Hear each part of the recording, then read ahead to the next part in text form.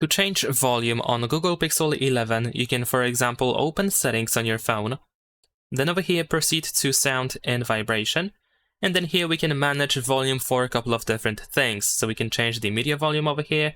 We can change the call volume, the ringtone volume, notification volume, alarm volume, and the assistant volume. You can just slide left and right or just tap anywhere on this slider in order to adjust the loudness for each of these different things.